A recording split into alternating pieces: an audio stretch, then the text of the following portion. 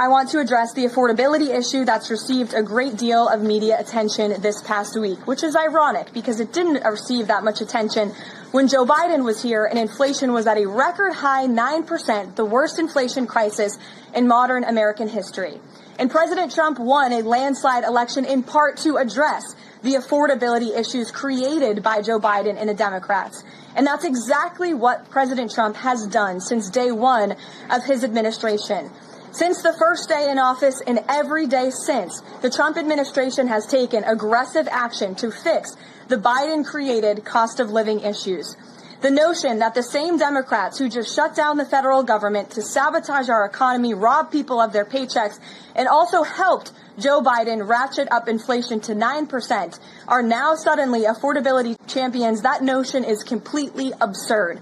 And it's something only the liberal media would have the gall to push. But the reality is that President Trump and his administration have done so much to lower prices and increase the economic prosperity of the American people. And this president and his team of amazing economic advisors are going to keep working on this issue every single day.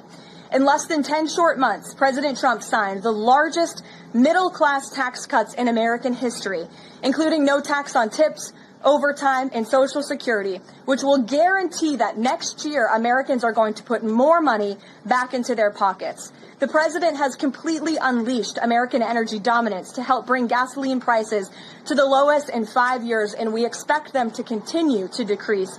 And it has also lowered energy costs overall. There is more work to do, but again, the president's deregulatory and pro-American energy agenda is absolutely going to continue to drive down prices. This formula worked in the president's first term, and we expect that it's going to work again. And this is key because we know energy costs are the #1 driver of inflation. Again, just look at what Joe Biden did to our energy industry over the past 4 years of his administration, and look at what happened to inflation as a result. Everything became more expensive.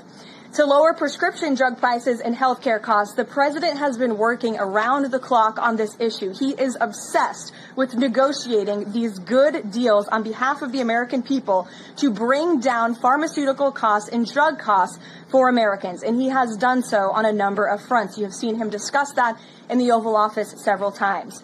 To fuel small businesses, lower their costs, and incentivize hiring, the Trump administration has already cut 30 unnecessary regulations for every new one on the books, which we know will save employers and small businesses across the country thousands of dollars in regulatory burdens.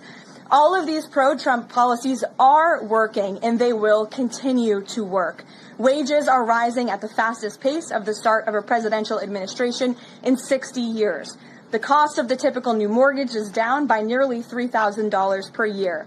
There's much work to do, and this administration will continue to do it. But President Trump has already made great progress in cleaning up the economic disaster that was created by Joe Biden.